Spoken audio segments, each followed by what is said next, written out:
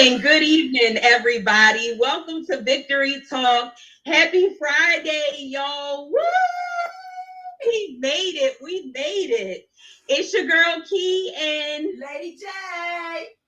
we are in the house tonight and we are excited about seeing this Friday. I don't know where you guys are tuned in from, but here in Maryland, we have been rained out all day. It has been raining nonstop. And while we thank God for it, we are excited just to be off the roads and safely in our homes. Okay. Yes.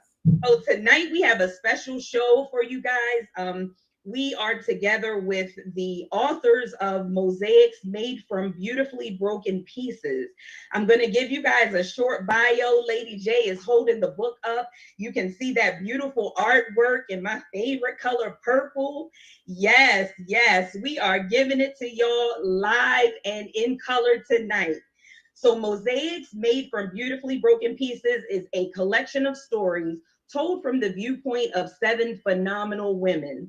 The journey that you will travel with co-authors Pixie Lee, Madonna Williams, Jackie Lady J. Miller, Kiara Key Noble, Delphia Sheila Marshall, J.C. Gardner, and last but certainly not least, visionary Deborah Franklin will inspire you to press through your circumstances, to not give up because there is hope on the other side. You may feel like you have been shattered into thousands of pieces, but no, those pieces will come together and form a beautiful mosaic. So really quickly, we're going to have our guest this evening just give, a brief intro, tell us who you are and what you do, and then we will individually come back to discuss the chapters. We are missing Madonna and Delphia. They could not be with us this evening, but I'm sure that they are tuning in from somewhere. So, hey, ladies, we miss y'all, and we will catch y'all the next time. So, Pixie, you're up first. Hello, and thank you for having me. Hello, everyone out there. My name is Pixie Lee. I am content creator extraordinaire, author, speaker, publisher, and co-owner of the KDCP TV network. So I help men and women in ministry write books of motivation and inspiration through collaboration and telling their story. I also help business owners to stay connected with their current and future clients through email marketing, blogging, newsletter, and just any digital marketing informational piece.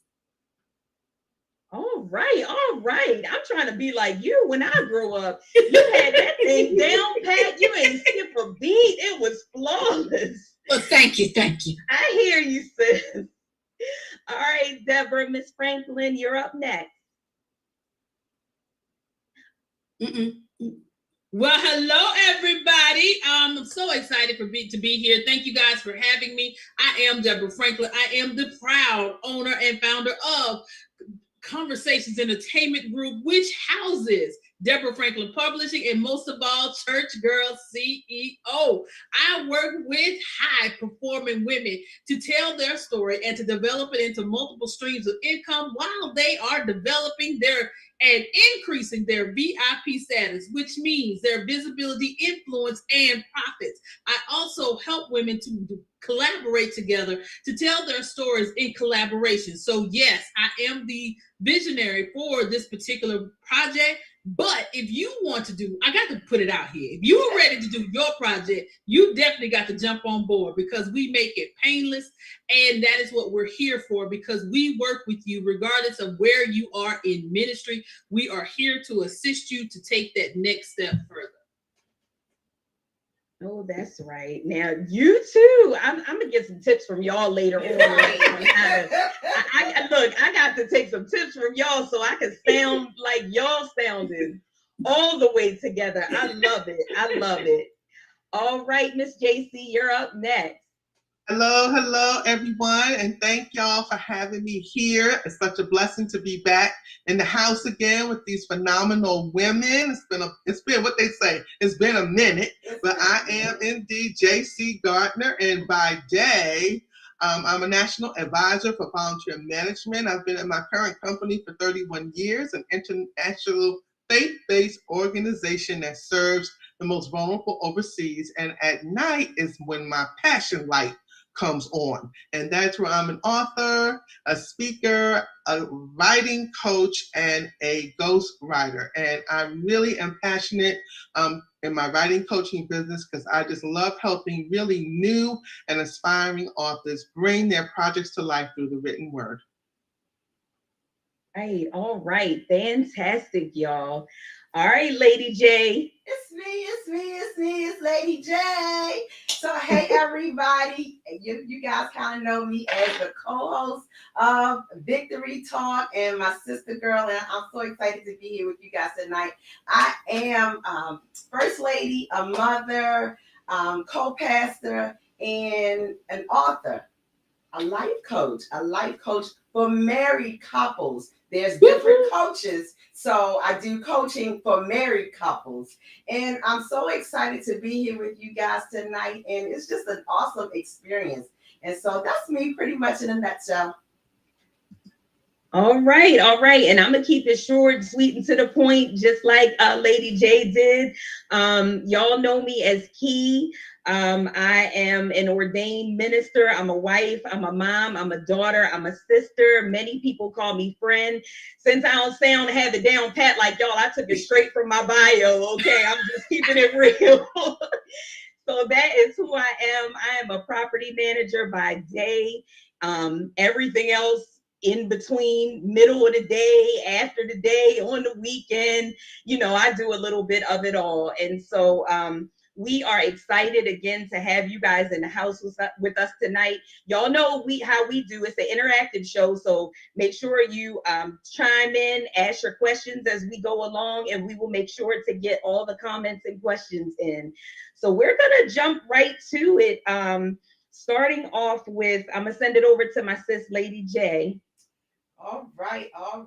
So I'm going to just go ahead and get started. So I want to talk to Pixie Lee. Okay. And so I'm so excited to have you with us, Pixie Lee, because, I follow y'all from, the background. I see everything. As busy as I am, I see everything. And girl, you be popping. Well, thank you. And so I just want to say, happy belated birthday. I know you was. Thank you. I know you can't talk about it because what happens there stays there. So I know that it was fun. So your chapter was really inspiring to me. So if you would tell us a little bit about your chapter, because we read that you have a goal of publishing 50 new Black authors. So tell us, how is that coming along and why is that so important to you? Well, it's important to me for a couple of different reasons. Last year during the pandemic, I was able to finally drag my father into authorhood and make him a published author. My father has been in ministry 51 years, and everyone's always told him, you need to write a book. You need to write a book. And I've heard this all my life growing up. So he's been in ministry 51 years. I just turned 42. So as you can see, this is my lifestyle. But I wanted to create a company that gave a voice to ministers and pastors and people who are in ministry, because it's a lot of people in ministry out there, but they're not telling the story the way that they want to tell it. And one thing I found out when we did our first collaboration, it's called An Anchor for the Ages, and it's about trusting God, is that if you give a man or woman of God the room and opportunity just to write the way God tells them to, it becomes a beautiful book. I have a no holds barred kind of publishing company. When we get together, they're able to write their books however they see fit. If they want to write it like a sermon, then my editor has been instructed, listen, I know that this is probably not grammatically correct. However, all I need you to do is make sure the words are spelled right, because I don't want you to change what they said to make it grammatically correct, and we lose the essence of the message that we're trying to get over to the people. So I let them do it any way they want to, whether it's sermon style, whether it's term paper style, whether it's with graphs, with pictures, with stories, however God leads them to write this book, that's their choice. So far, my publishing company was created during the pandemic in April of 2020. I am almost 10 authors in by the end of this year. I'm super excited because some of those I published because they were my friends and they wanted to use a Black author. They don't fit under the umbrella whatsoever. So when you see those books, you will know what I'm referring to. Okay. Don't shake your head, just buy a copy. But they're great books. They're great books. So I'm 10 authors in, getting ready to start an upcoming collaboration, which will put me at 15. So by the end of this year, I'll be at 15. So that gives me 35 more to go. So let me ask you this, because your point of view of which you're operating from it's unique. I feel like it is unique. So do you find that you are, I know you say you have some other authors that you published it with your friends, but are you finding that those that you are drawing into are ministry led in the field? Because if you're with the way that you're saying that, if they want to write it as a sermon or write it as a story or whatever, that is a unique perspective, a unique point of view for that. You know what I'm saying? And so, I would be drawn, me as being an ordained minister, I would be drawn to a publishing company like that because it gives me the option and the openness to be to write in the way that God would give it to me. So are you finding that is a drawing tool? Yes, it is. Because one thing, a lot of people, when they hear write a book or they say, I want to write a book, they come to the table thinking it's this big production, and it's so hard and they can't do it. They don't know what to say. They don't know where to start. So in essence, I take the limitations off of it. Forget what you think being an author is. Forget how you were told you should write this and the perspective you should come from. And when you sit down, that's why my company is Christian based. So when you sit down with Jesus and you say, Lord, what is it that you would have me to say to your people? Because listen, we have to put ego and self out of the way. That is not what this company is built on. We are founded on the word of God. We talk about the word of God. We serve God, and that's what I write about. So now, if that's not the lane that you in, will I publish a book? Yes. But now we're going to have some restrictions on how you write your story. So you just can't be out here saying any and everything, because even though I publish some books for people who are not in ministry, you still represent me and I am. So what you cannot do is allow anybody just to say and do anything. But once you take the brakes off and people are and they can really say, oh, this is how I want to tell this story. It's so funny because when I told my dad that I wanted to do this collaboration, he was like, okay. And I almost fell out my chair because I was really prepared to have to convince him. All God had to do was send a pandemic and Rem Glover was ready. So I was like, okay, cool.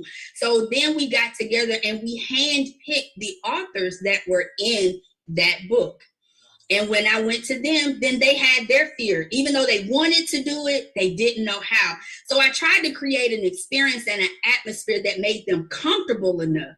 And I told them, because I'm a ghostwriter, I can interpret for you and I can write and I can put it in a format so that it's easy for the reader. I never want to publish a book where you feel like I need to go get a thesaurus to understand what is being said here. So I want this to be easy. I want it to be comfortable, but most of all, I want them to be able to hear God no matter what they're reading in the book. And that's how I write my chapters, and that's how I write my book. I want you to be able to hear God. I want you to be able to take from that story, take from that writing, take something from that expert. And even if it doesn't apply to you right here, right now, when you pick this book up 6 months, 10 years, or a lifetime later, I want God to be able to speak to you. And it's going to apply to you. And you got a right now word for your right now situation. And the only way you can do that is if you allow the Holy Spirit to speak. I'm coming back to you, Key. But before I do that, I want to grab something that Pixie said. And I just want to share with the viewers. For anybody out there that has an inkling that you want to write a book, this group right here, whether you go with Deborah Franklin Publishing, or if you go with Pixie Lee's company, whichever one you go with, I promise you, the whole entire process will be easy. Absolutely. The whole process will be anointed and it will flow. They will help alleviate any fear that you have, any concern. So I just wanted to plug these ladies because I didn't want that to slip by, because I want people to know that it is not as difficult as you may think it is. It's not. And they help to ease you and to transition you into that. So go ahead, Key. All right. So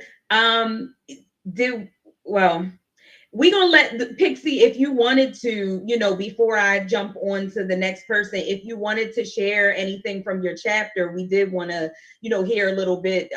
However much, I always say, if you want to give them a little bit, so that way, they can still buy the book if they haven't bought the book. If you want to give them a lot, it's all up to you. But we want to give you the opportunity to discuss your chapter a little bit. So my chapter held twofold assignment. My assignment was one, to tell my story or parts of my story. Does anybody know me? Know my story is ever changing. So if I go in another collaboration, you're going to get another piece of it. However, the other part of my assignment was to make sure that the reader was prepared for what they were going to read behind me.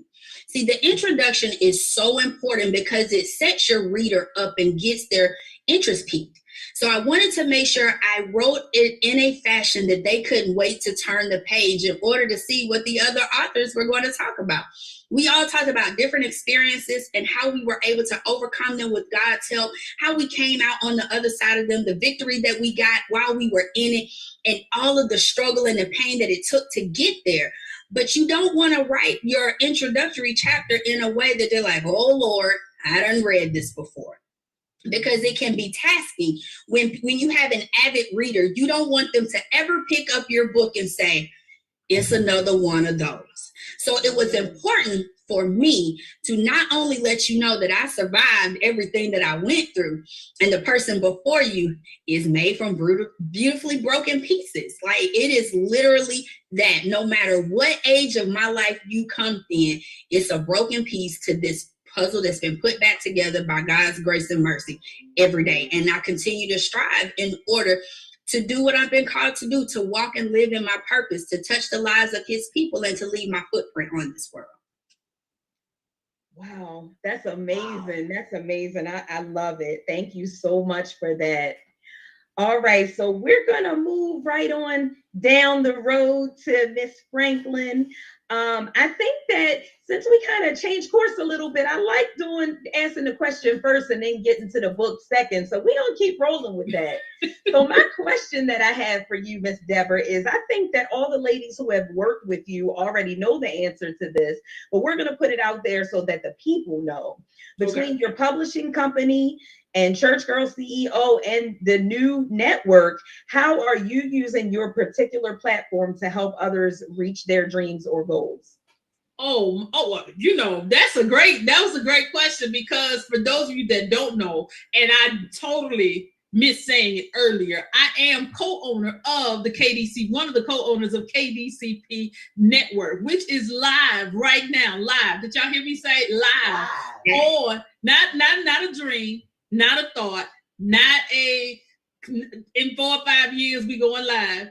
It's live right now on right here, right now, and Fire Stick, and on iOS, and on Google Play. So yes, we are live, and to do that has been nothing less than by the grace of God. To do that has been nothing less than me trying to find a wig because I feel like my hair falling out. I'm just being real. Okay. But it's like, y'all, we have definitely put in motion what we want to see women of color to do. And that is to work together regardless. Because if you are watching this, I know you're probably trying to say, wait a minute, Deborah a publisher, Pixie a publisher, Pixie a ghostwriter, JC a ghostwriter. How in the ham sandwich is this working and they in the same book? That's because we are here to defy what people are saying that women cannot work together. We are clearly aware that we do some of the same things, but we also know we have different audiences and we have different things that we are doing. And it's easy for us to work together because I'm like, look, have you tried this publishing company? Hey, what kind of paper you use for this? Hey, who's doing your distribution? You know, it's like we can work together and it's no big eyes and little U's in that. And we don't have ego trips. Now, who gets cussed out the most? Deborah. Who get in trouble the most? Who jacks up the calendar? Deborah. But see, I know my lane because I know I'm a visionary and I know that I can jack up a date. JC works for me. JC works with me on several projects. She be like, I can see her batting her eyes over the phone, like, and trying not to cuss me out. Like, when you gonna get this done? This is supposed to be done. But the thing I'm waiting on something from her now. Yeah, you probably are. But Not you too, Pixie. Yes. Yes. The love in the room. Yes. The love in the room. And I asked for it 2 weeks ago, JC. Uh-oh. Okay, then I probably don't forgot. But anyway, you know, and then everything that I've gone through and I've experienced has put me to this point.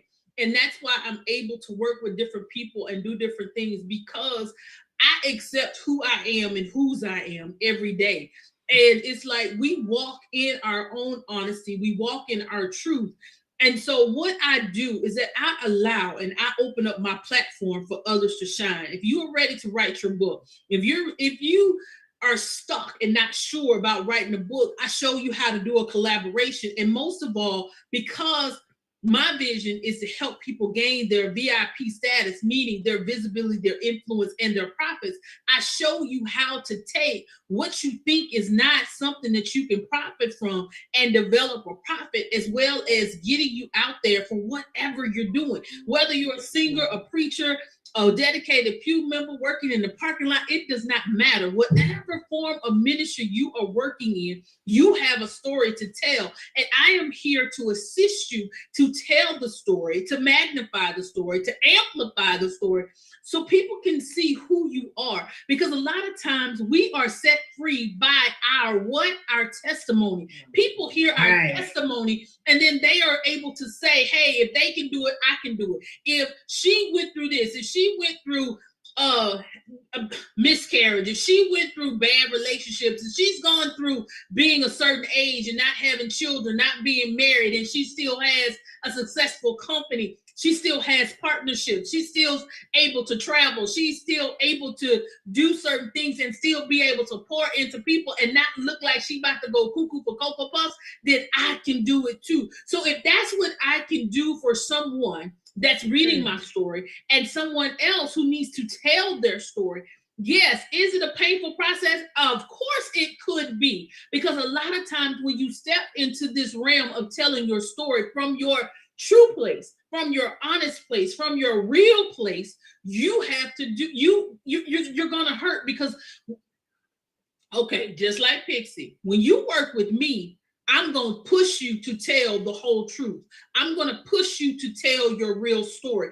I'm going to push you. And a lot of times people don't think I see the edits, but JC is the editor. I'm just going to put it out there of my projects. And she was the editor for this. And I literally was like, what is this? Who is this? And JC was like, I can see her doing that to me. Because I don't believe in fluff. I don't believe in church lingo. I believe in telling it from a real place. Because like Pixie was saying, when somebody picks up a book that has come through my publishing company, they're not going to get all of that, well, the Lord said, and the this and that. Right. Now, the Lord did say it. Now, I'm not going to knocking that. But what I'm saying is that you're not going to get all of that church lingo without something explaining what that means. Because nobody's going to say, yeah, I just prayed my way through it. Okay.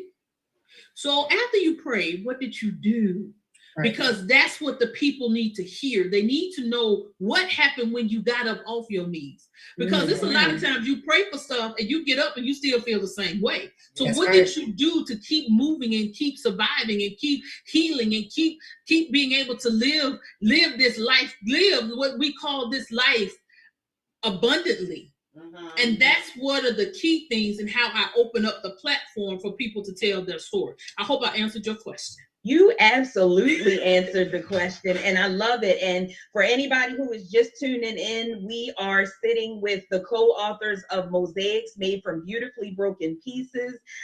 We just heard from Deborah Franklin, and just to put it out there so that you guys know, you have a collection of women who have not only told their stories, but have something to offer, have something to give. This is just amazing stuff. And for anybody, like she said, and like Miss Pixie said, anybody out there that's sitting on something, you've been feeling that gentle nudge or not so gentle nudge, to just tell your story. It will, I promise you, because I was one of them, sat on it for over 10 years. I promise you, get to writing. These ladies will help you. They will walk you through the process. If you need help with anything, coming up with the content, putting it all together, putting the pieces together, whatever it is that y'all need, they got you. Okay, so we appreciate you guys, and I am going to send it back over to my sister, who I think I'm up next. So yes, you are. But before I come to you, I just want to get a couple of these comments in. So, good evening, everybody. We have Victoria Green, and she says we all have gone through. Take it in so I can't see it. There it is. We all have gone through multiple storms that God has brought us through. What made you choose the particular storm to share in this collaboration? So anybody can answer that. Anybody. That's a loaded question. All day long. Woo. Honestly, I'm gonna start the answer, and then I'm gonna let them chime in, because to give the premise of the book, because I was a visionary, and what I wanted to talk about was people telling their stories again from a real place of something that they survived. The original call for this book was to tell something that you survived from. And as women in ministry and women that are called, we honestly do not tell our real stories, because we always walk in that realm of shame. We walk in that realm of, I can't tell my story because somebody's going to hold it against me. I can't tell my story because I'm not going to be promoted. I can't tell my story because I'm not going to get married. I can't tell my story because nobody's going to let me pastor a church. I can't. And so it was really a move of God to put the women together in this book, because somebody said, well, how do you choose the people that you collaborate with? I don't. I put out the call and I let God send them to me. Because when you start cherry picking, that's the way I feel about it. When you start cherry picking, you don't really get what God is sending you. Because honestly, Key got on this project when the project was about to end. Can I just be real honest? Key was not even on the radar. So that's what I'm saying. When you are doing this, God sets things up for you. And that's where some of these stories came from. And so when God speaks, like she said, you getting a tingling in your heart, it's time for you to start telling your story. And so that's, I'm gonna put that overarching thing, because I think that will set it up for you saying how you chose what story to tell in this collection of mosaics.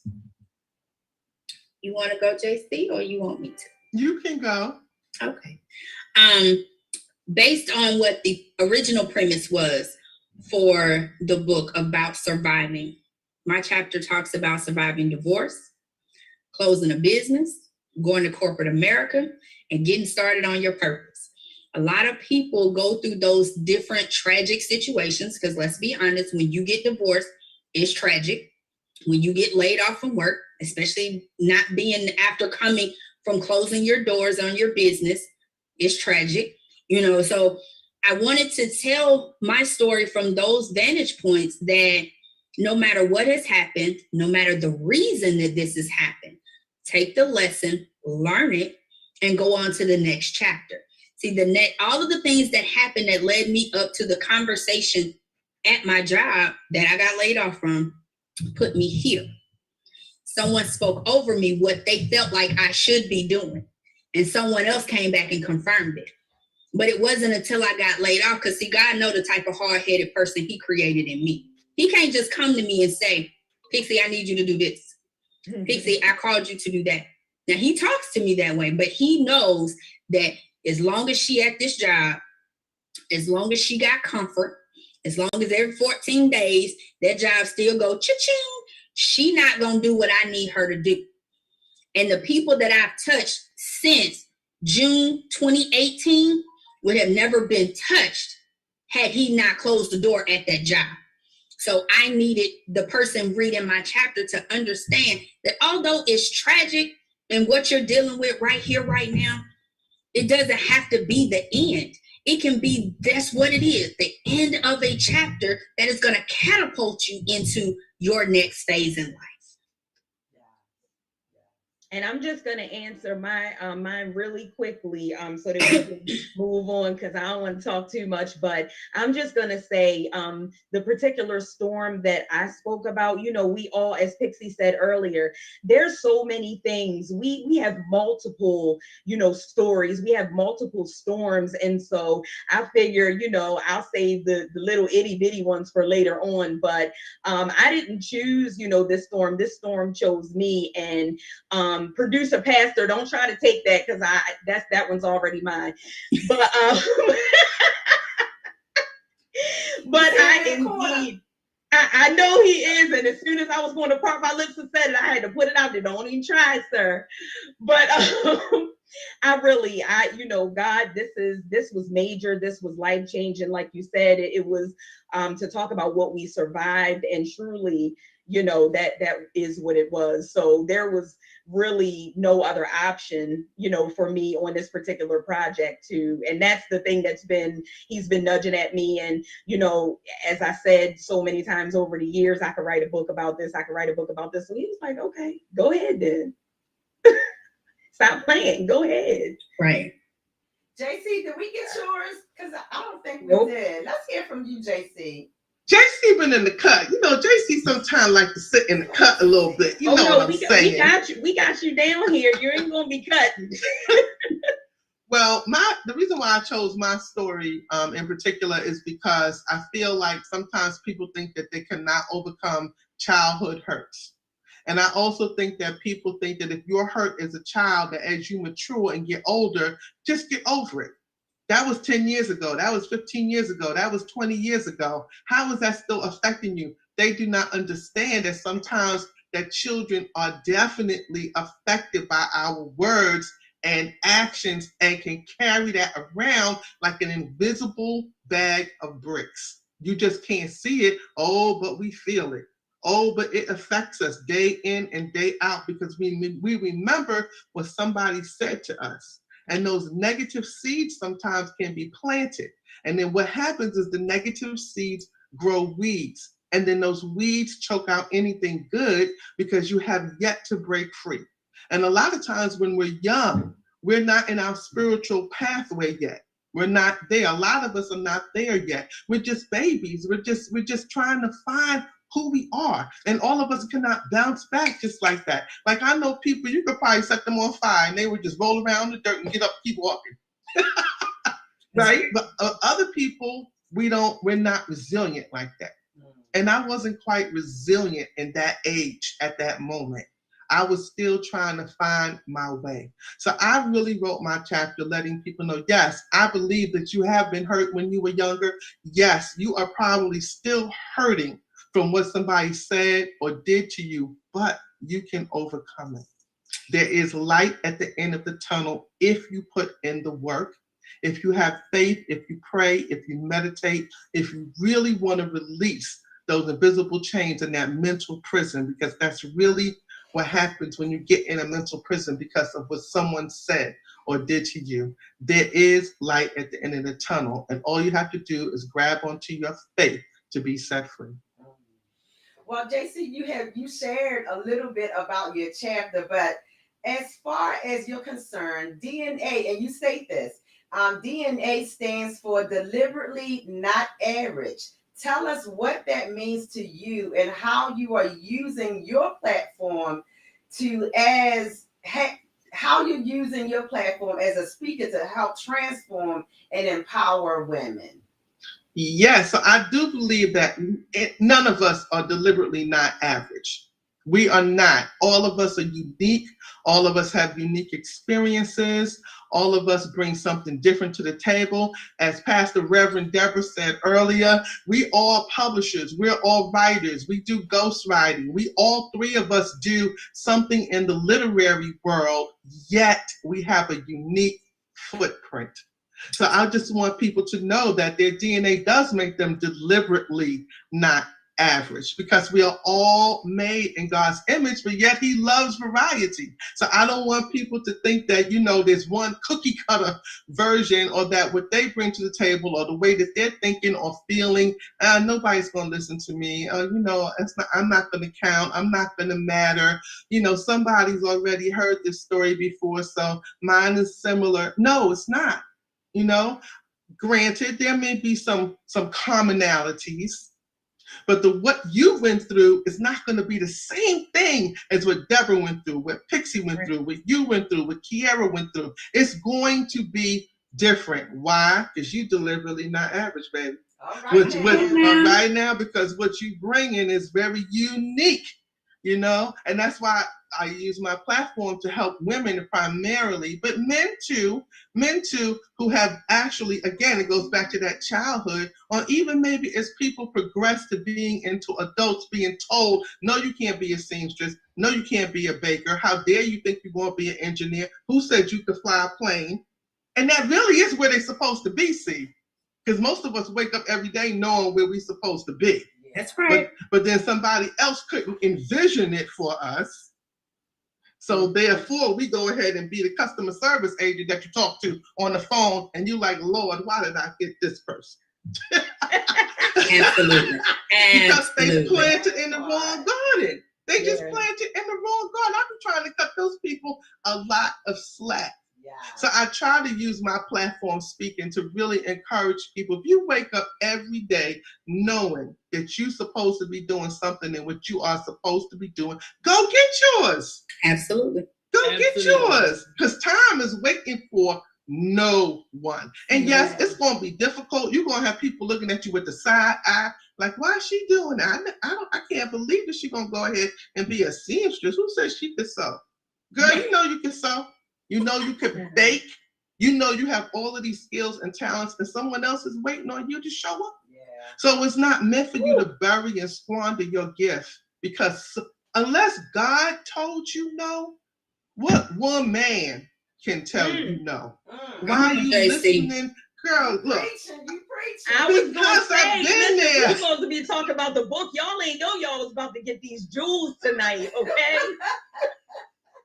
But I'm just saying, y'all, and I want to encourage your listeners, really, really. Wonderful. If you really know you're supposed to be walking in some Louboutins, as I put them, girl, take off the house shoes. Come on now. Take them off. Okay. Okay. Toss them to the corner. Okay. Drop it. That is. Yeah. She said that. Okay. And JC, before I let you off the hook, why did you choose? Yeah, I'm not done with you yet, sis. So because you didn't answer our our viewers' question, she wanted to know what made you decide to share this particular story in the chapter. In this book. Yes, it goes back to what I said before, because me being mentally, I felt, you know what, in today's terms, I was verbally assaulted by a teacher.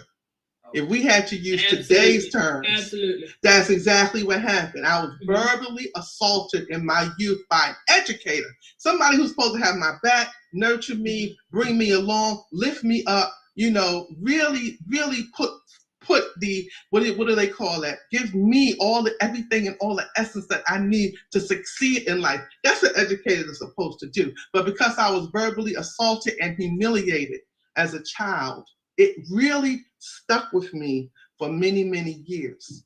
And I wanted people to see, yes, that happened to me. And yes, the other thing I want to say is pain is pain. And I feel like we diminish that sometimes.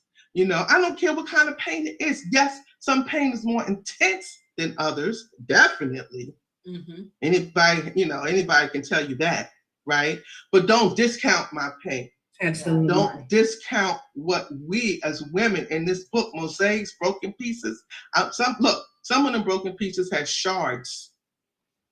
They scratched and they hurt. So I just chose that chapter to say, yes, that teacher thought she had me bound, and she did, unfortunately, for decades. But that's okay, because I broke free. And if I can break free, so can you. So can you. Yes. Absolutely. Yes. Absolutely. Thank you, thank you, thank you. We have a lot of viewers tonight. Alania Renee, Lisa Stringer Bailey. Y'all, they on Hey, it, y'all. they on Hey, it in Church Girl Detroit. CEO. Church Girl CEO. In the house. So we are so excited. All right, Key. I done took up a whole lot of your time, didn't I, sis? That's all right, because you know what, God, you know how we I do. know how we do. Listen, Yes. I was supposed to go last, so I'm going to hold my seat and wait till my turn. So, Lady J, you are up next. So, I'm going to start with my question first. You had a few hashtags in there, such as "You got this," hashtag "His grace is sufficient," hashtag "You are a survivor," hashtag "Kept by His grace." But tell us about one of your favorites, or one that I know you use quite often, hashtag "Speak Life." I love hashtag Speak Life because I believe the words that come out of my mouth, the words that come out of your mouth, will dictate, will predict what you do, how you do it, when you do it, where you go, what you say. I believe, and I talked about this last night in our women's ministry, I firmly believe in the self-fulfilling prophecy. If you believe that you can't do something, you're going to tell yourself you can't do it, you're not going to do it. But on the flip side of that coin, when you tell yourself, I can do all things through Christ Jesus who strengthens me, when you tell yourself, I'm a writer, you know, I don't care what nobody else say. I don't care what I'm a preacher, I'm a writer, I'm a mother, I'm a wife, I'm a queen. I walk with my head held high. I love this hairstyle because it reminds me of my own, my own queendom. Listen, when you speak life to yourself, you can do anything. The only thing that can stop you is you. And so I use that hashtag, and I use it probably daily, whatever I'm doing, I use that because it's not only a reminder for me, but I want it to be a reminder for anybody else. Because when you look, and especially as sisters, as women, when we look at one another and I say, oh, JC, boy, she doing that thing. And I know that if she can do it, I can do it too. Or Deborah or Pixie or Key or Delphia or Madonna. When I look at my sisters and I know that, and I know some, a little bit of y'all's background or whatever. Thank you, Holy Spirit.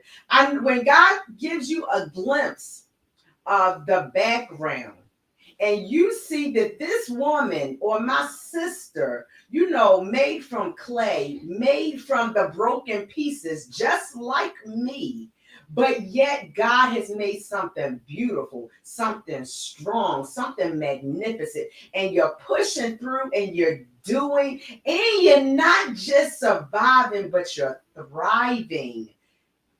Speak like your words. There's life and death in the tongue. Absolutely. Life and death in the tongue. What we say to ourselves, what we say to other people, what we say to our children, what we say to our spouses, or those that we desire to be our spouses. What we say also dictates our actions. So I believe it not only just starts with what's in our head and in our heart, but then what comes out our mouth gives direction to it all. So that's why, I probably gave you more than what you asked for, but oh no, it's never too much. Never too much, never too much, never too much. Okay.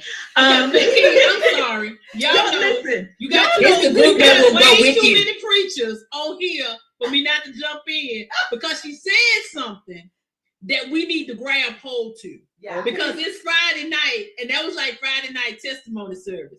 That was like, I give an honor to God. I want to thank the Lord for bringing me here. I want to thank the Lord for my life, health, and strength, and saving me, sanctifying me, filling me with the Holy Ghost, baptized with a mighty burning fire. That's the way that testimony came out. Because she said something that I hope left in somebody else's spirit. She said it was a yet God. And so that's what we have to remember, that yet God delivered you, yet God brought you through, yet God saved you, yet God put you in the situation to bring you out so you could testify. Because see, if you don't realize that it is a yet God situation, you're going to be crumbled up in a corner. You're going to be acting like that teacher has wronged you all your life. You're going to be acting like, woe is me, I can't get unemployment because I got kicked out of a job. Woe is me because I had to lose custody of my child. Woe is me because I had to go through the divorce. Woe is me is that I had to go through so much information, so much trials and tribulation. But you got to remember that it is a yet God situation. And that is what really, when you said that, it just made me feel like I just had an old school church. And see, this is what we missing from church right now. Some of us have been so tired, so like getting caught up in, oh, we can't have this. I'm sorry, we're not supposed to talk about this, but y'all got to go here. We've been caught up with saying that we can't get back in the building, we can't do this. But have you had a yet God situation in your house? Have you invited the Holy Ghost and the Holy Spirit to come into your house? Because see, if you can't raise your hands in your house, if you can't give God glory in your house, what you going back? That part right there, you better go do it nowhere else. Not at all.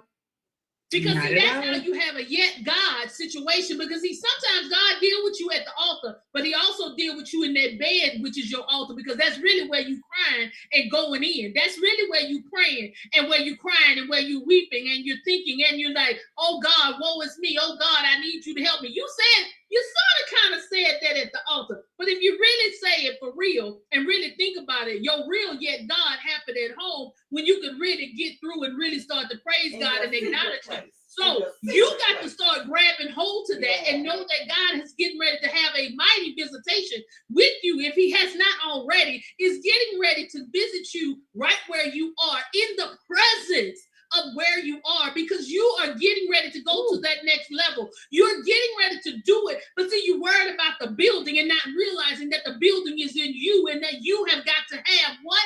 A yet God situation. And I'm so sorry. Sorry. Yeah, no, don't you apologize. Y'all ain't know we was about to have church on Victory Talk on Friday what night. What she did was, okay, so I got to bring us back down because she done took us all the way up. What she done did is she made people around the corner. Listen. Oh, I just need to know where to pass the pan at. Where do I pass the pan to give my offering? Cash app in the chat. You said put a cash app in the chat. Well, thank you. Yes, we got to have that yet God moment. And if you have not already had it, it's on the way. It surely is. Keep on living. Yeah. Let me run on up the street to you, because I hope you don't think that you're going to get off, ma'am, Miss Ma'am. So, Key, tell us a little bit about your chapter, because you started off with a quote by Maya Angelou that reads, "My mission in life is not merely to survive, but to thrive, and to do so with some passion, some compassion, some humor, and some style." So tell us why you chose this and what it means to you. You know, I love that quote. And, you know, all of us, we kind of have our quotes and we have our hashtags and we have our things. And, you know, I hold that one near and dear to my heart because, you know, I just feel like I don't want to just be here. I don't want to just exist as a shell of a person. You know, I feel like each day that I wake up and am just able to breathe and open up my eyes and get up out the bed and have my feet touch the floor and walk and talk and be is another opportunity just to do what the Lord, you know, would have me to do. And so I like the passion and compassion, because I feel like you should always be passionate at whatever it is that you give it your 1,000%. Don't go in it, mediocre, that lukewarm that we talk about all the time. You got to have some fire, because that's what people need. People don't always need the sugar coated. They always need the good word. They don't always need to feel good. Sometimes you gotta, get that. We need that gut punch. I needed that gut punch. I needed the wind, knocked out of me. I needed to be almost knocked off of my feet on my rear end so that I could get up and get it together. And just the compassion, just having a heart for people, just trying to help any way that I can, trying to make sure that even when I am going through my go through, that I can pick myself up and encourage my sister or my brother, that I'm never too busy to pick up the phone and take a phone call, or to send that text message, or that word of encouragement, or whatever it is that somebody might need. And with some humor, y'all know I cuts up. Listen, I stay on the naughty list. My pastor I know he be looking at me sometime like, and it's me and my husband. So y'all getting double for your trouble, okay? But I am a firm believer that, we need to laugh. Yeah. Laughter, it just makes people feel good. It helps people in their moments of depression. It just, it does something to us physically, mentally, and emotionally. It's so important to have a sense of humor, especially when you run into, so much negativity, so much attitude, so much just whatever it is that each day brings. We need to laugh. And so, that quote just fits me all the way around. And that's what it means to me, everything, because I feel like it's everything balled up into one.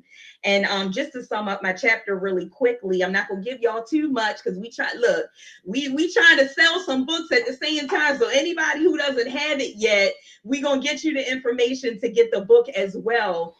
But it is for, women to understand, because we always, assume that the woman always gets custody of the child when you go through these custody situations. And, I'll say it before, I've said it before, I'll say it again. That is not always the case. That was not my story. I was not on drugs. I was not an alcoholic. I was not abusive. I was not any of these things. But my child, got taken away from me. And so my chapter is just to help people navigate through that. If they're currently going through it, if they know somebody that's going through it, just to know that you too can survive that. I know it was nothing but the grace of God. And while I was going through, yes, I balled up and curled up and cried and was depressed and didn't eat and didn't sleep and didn't want to talk to nobody. This is what Deborah is talking about, explaining to people what you went through, not just saying, oh, it was God that got me through. Okay, yes, God got me through, but I'm telling y'all, it was not easy. I had moments where, I contemplated, doing certain things and acting a fool and stepping outside of myself and fighting and, all of the things that the enemy would have us to do. But I had a support system. I had my God first, and then I had, close family, a few close friends that helped me get through it. And if you're going through something like that, there's some stuff in the book for you. There's also some resources in the book for you. So go out and grab a copy if you have not yet. I'm telling you, all of these ladies that are here and the two that are missing, their stories were necessary. These stories are vital. These stories, I believe, were literally put out here to save lives. One of these stories might keep somebody from swallowing that bottle of pills, or from driving their car off a cliff, or from slitting their wrist. These stories might help somebody to not wind up in jail because they didn't went out and did something crazy in retaliation to the, what the person. These stories might be for somebody just to come up out of that depression, that self-doubt, that insecurity, whatever it is that they're going through. These stories were put out there for a reason. God doesn't make any mistakes.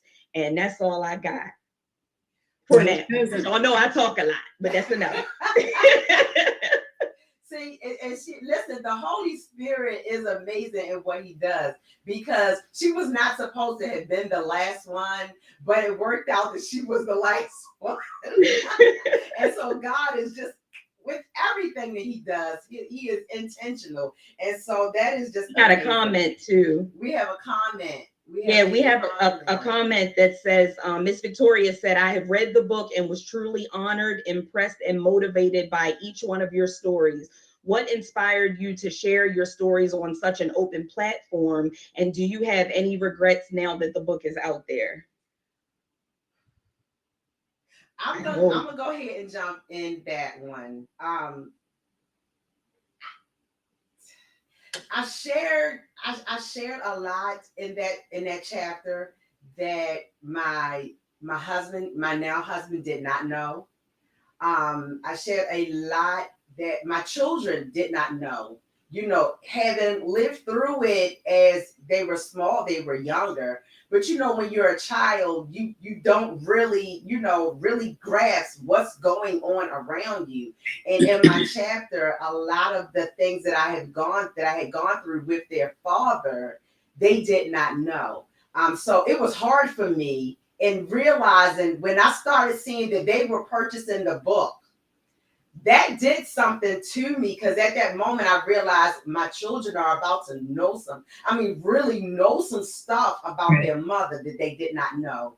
And I felt that was difficult for me to feel that, I felt like my children hold me here.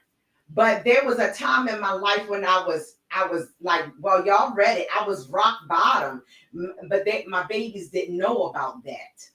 My husband didn't know about that. And then y'all did not know about that.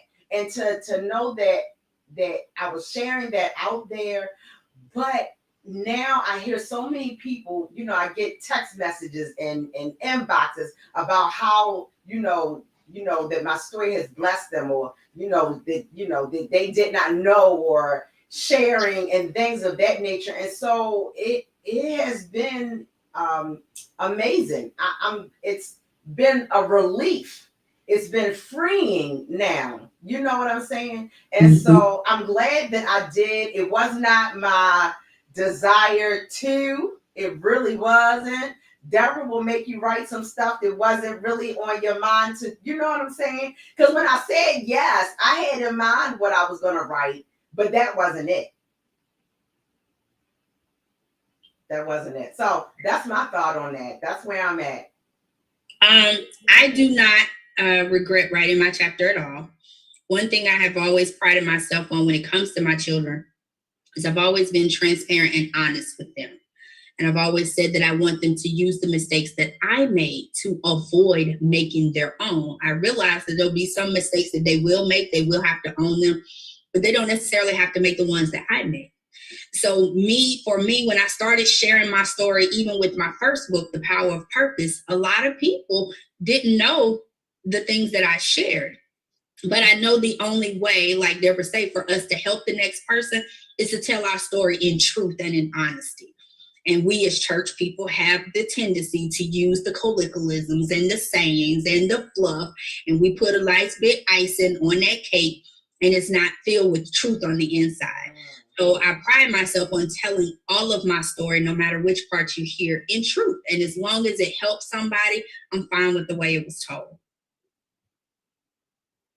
Anybody else? I'll go. No, I have no regrets. Because I don't have children, I'm not married. So that part was like I didn't have to deal with that. But let me tell you who I had to deal with, and that was my mama. So my mama, there's some things in my very first book that she did not know. And that was because my first book, Adjectives, was my book that I wrote from a healing space, from a healing space. So there was a lot in that book she had no clue about. And when I tell you she went left, she went left. But then I was like, oh, well, it's out there. Because she even said to me, oh, they only buying that book because they're being nosy. And I said, that's fine. Let them be nosy. Because as they buy, I can go to the bank. Click, clean, click, clean. And so even now, I think because I have been so transparent about what I've gone through and what I've experienced, I just don't have any regrets. And then as a woman in ministry, I truly don't, because I want other women in ministry to know that just because you got that title, that you can still tell your story and still show people who you really are, as opposed to living in a facade. Because so many times as women in ministry, think about if the generation before us had been honest about the backroom deals, and y'all know what I'm talking about. If they had been honest about, that this pastor gonna try to push up on you, or you ain't gonna get it because they're not gonna like you because you didn't wear the right pumps, or you got on stockings, don't have on stockings. If they had, and I'm using some superficial things. Trust and believe, and this conversation can go so much more deeper. Right. But think about if they had been a little bit more open and transparent about some of their experiences. Would we be here? Would we have had to struggle as much as we did, as we took our call and took it serious to go to that next level? That's a whole nother show in itself, Deborah. Right. Indeed. That's a whole nother show.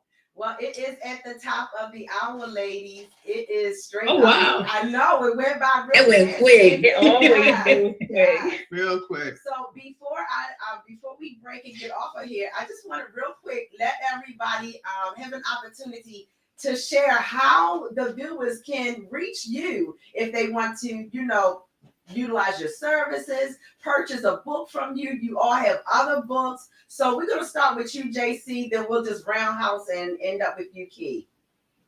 Yes, indeed. You can reach out to me. Here is my email. It's real easy. Author JCG, AUTHORJCG @yahoo.com. Yes, I'm still using yahoo.com. Absolutely. Or you can visit my website, jc-gardner, GARDNER.com. And like Pixie, I also do ghostwriting. I also help aspiring and new authors tell their life stories. I'm a writing coach and a ghostwriter like she is as well. So would love to hear from you, even if it's to say, hopefully this has blessed you. Just drop me a word. Deborah? Oh, you can reach me on everything Church Girl CEO, as well as Deborah Franklin Publishing, and info at Church Girl, and I think it's info at churchgirlceomedia.com. Yeah, it's a whole lot. But best of all, just inbox me. Tag me, and if nothing else, if you are ready, just know that at Deborah Franklin Publishing, we are a one-stop shop. You can get everything from the publishing of your book, regardless if it's an individual book or a collaboration. But right now we are doing collaborations, and I got to send out this invitation because I forgot to send y'all about it. Y'all, the 21-day prayer challenge is starting on Sunday. If you have not registered for the 21-day prayer challenge, you need to, when you get off of here, you need to do it now. Because when I tell you the 21-day prayer challenge is fire, it is fire. Everything that you are seeing that has manifested today from some people that are on here was prayed about and set in motion during the 21-day prayer challenge. It has come to pass. So when I tell you, when we actually put in work that the 2 or 3 are gathered in his name, there shall he be. 2 or 3, really more than 2 or 3, gather, and they pray. And they pray for real, and we pray intentionally, regardless if you have a business or not. The 21-day prayer challenge is for you, because you don't know how God is going to move. And that's it for me. And how can what's the registration for the 20? Okay, so the 21-day prayer challenge registration, believe it or not, is free. It's free, except I ask for you to just sow a seed. No matter what that seed is, whatever God tells you to sow, that's what you sow. Now, okay, so glad you asked. But if you are really interested in coming for the last 2 days of the prayer challenge, it will be live and in person. We are having a full shut-in in the house because we are studying Lydia. And if you know of anything about Lydia, she was the seller of purple. She had the house where Jesus went to meet and have prayer meetings, as well as when Paul and Silas got out of jail, when they prayed and the chains broke and the doors open, that's where they went to. And so we are doing that on that Friday and Saturday. We're going to go for 2 days. That's where the last day 20 and 21 will be here in Atlanta at my house, believe it or not. And it's only open to a certain amount of people. So for the special VIP days, it is $350. But that includes your meals and some very special treats that you will get while you're here. So when I tell you we are being intentional about everything during this prayer challenge, whether men can join during the prayer challenge, but I'm gonna tell you right now, it is geared towards women. You can come and be nosy, but I'm gonna tell you right now, God gonna move, and you're gonna think that you're gonna want that spirit of Lydia on your life as well. Because when you get that Lydia anointing, you have no other choice but have a quality product, name recognition, as well as being a meeting person and being able to sow back into the ministry, which is key, because she was one of the key investors in the ministry of Jesus. Wow. All right now. And where can they register at again? I just want to make sure that it's on. I'm gonna do y'all like my cousin did last night. Just go to Eventbrite and do Church Girl CEO, and it'll pop right up. Gotcha. Y'all don't want to miss it. All right. Not at all. It was amazing last year. It was. It's still. Yeah, it was amazing. It was like amazing. She said, it's still, man. It's an experience. Okay. And don't be stealing our time, Deborah. Come on, Pixie.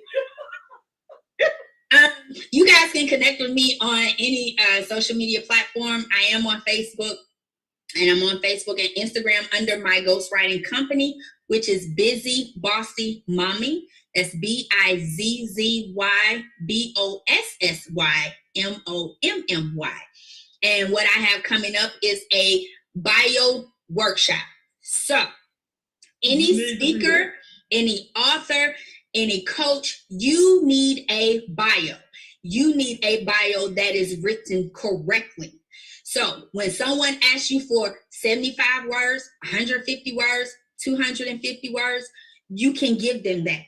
If you are looking to update your website, you want to make sure your full bio is on there and it is correctly. So the best thing I can tell you is come November 13th from 1 to 3:30 Eastern Standard Time, register for this workshop. It is $97, but you will leave with all of that within that time. We're going to write your bio the right way so that you show up on paper the same way you show up in person.